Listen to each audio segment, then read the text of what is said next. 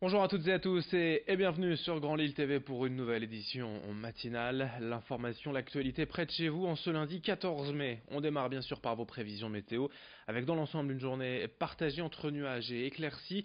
On devrait quand même avoir un temps sec aujourd'hui, si ce n'est tout au plus quelques gouttes cet après-midi. L'ensemble sera quand même bien nuageux avec régulièrement de belles éclaircies néanmoins. Quant aux températures, comptez 18 degrés pour les maximales cet après-midi à Lille. Les prévisions complètes de la chaîne météo bien évidemment juste après ce journal. Et dans cette édition, tout d'abord on parle de sport et de football avec cet immense soulagement samedi soir pour les supporters du LOSC. Après une saison très difficile, les Lillois ont finalement obtenu leur maintien en Ligue 1 à la faveur de leur victoire face à Dijon 2-1. Il aura donc fallu attendre l'avant-dernière journée de championnat et surtout cette belle cette belle série de 3 victoires consécutives ces dernières semaines pour voir Lille remonter au classement et enfin sauver sa place dans l'élite. Mais tout n'est pas quand même fini pour le LOSC. S'il reste un match à jouer en Ligue 1 samedi à Saint-Etienne, c'est surtout le passage devant la DNCG qui inquiète désormais les observateurs. Pour rappel, en décembre dernier, Lille avait été interdit de recrutement cet hiver et relégué à titre conservatoire. L'audition du LOSC devant la DNCG, le gendarme financier du football français, prévu le 22 mai prochain. Et dans ce journal également, l'autre actualité de ce lundi, c'est cette nouvelle journée de grève à la SNCF. Selon les prévisions de trafic, seul un TER et un TGV sur 3 devraient circuler aujourd'hui. 3 lignes seront entièrement fermées, de Calais à Dunkerque, de Comines à Lille et de Cambrai à Valenciennes. Comme toujours, il y aura des centaines de bus de remplacement sur les lignes dans la région, mais les syndicats annoncent quand même vouloir durcir en mouvement.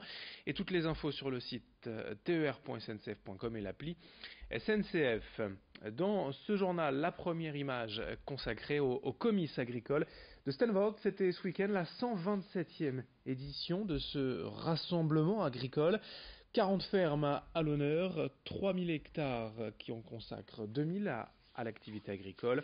Au menu de ce comice, des chevaux notamment, avec le Trait du Nord ou le Boulonnais qui ont reçu plusieurs prix des mains de Jean-Pierre Bataille, le maire de Stanford et conseiller régional des Hauts-de-France.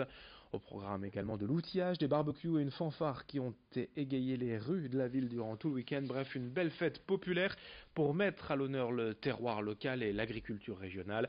Écoutez notamment Edith Stellen, présidente de ce comice agricole et adjointe au maire de Stanford, au micro de Morgan Raylan pour Grand Lille TV.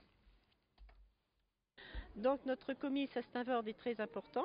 On a tout de même beaucoup de chevaux. Cette année, on en a 88 qui, pour certains, sont accompagnés de leurs poulains. Donc on appelle ça la jument suitée. On a ensuite les bovins de race blanc-bleu et de rouge flamande. Donc on a une cinquantaine d'animaux en tout en bovins. On a une ferme pédagogique qui est très importante aussi, avec tous les petits animaux. Et cette année, le mouton boulonnais, c'est le thème de l'année.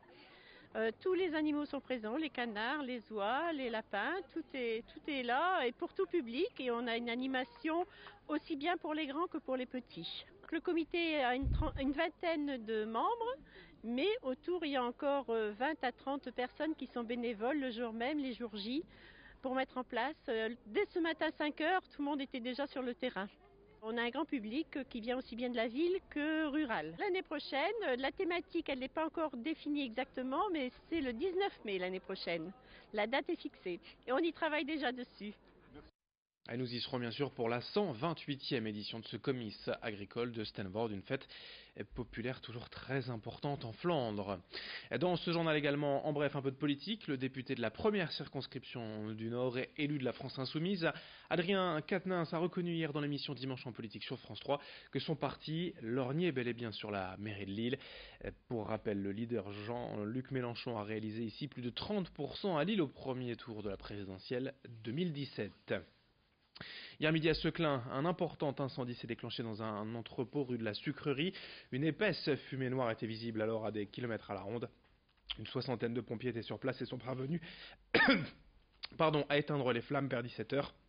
Le bâtiment a été entièrement détruit.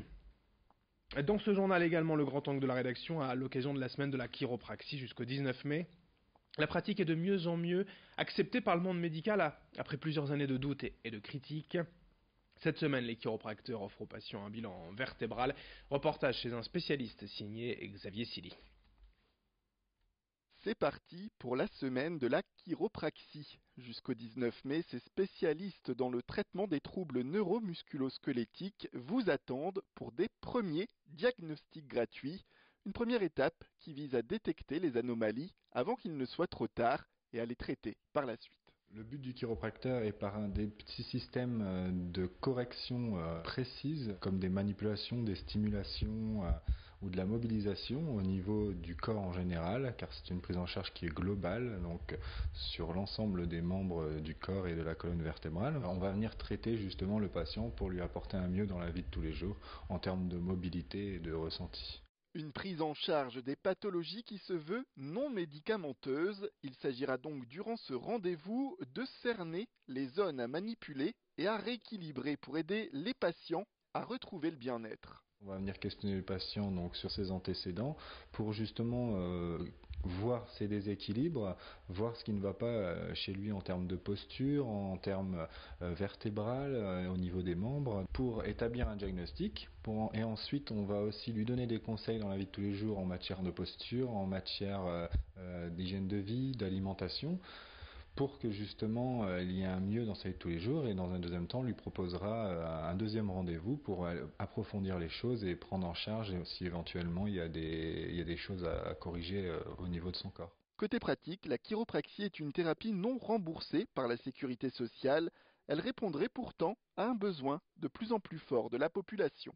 C'est prise en charge donc par les complémentaires santé en France, et effectivement c'est une discipline qui est en plein essor à l'heure actuelle, car le patient cherche de plus en plus à s'orienter vers des thérapies qui sont manuelles, tout en travaillant bien sûr main dans la main avec les professions de santé médicales lorsque c'est nécessaire, évidemment par rapport à notre champ de compétences.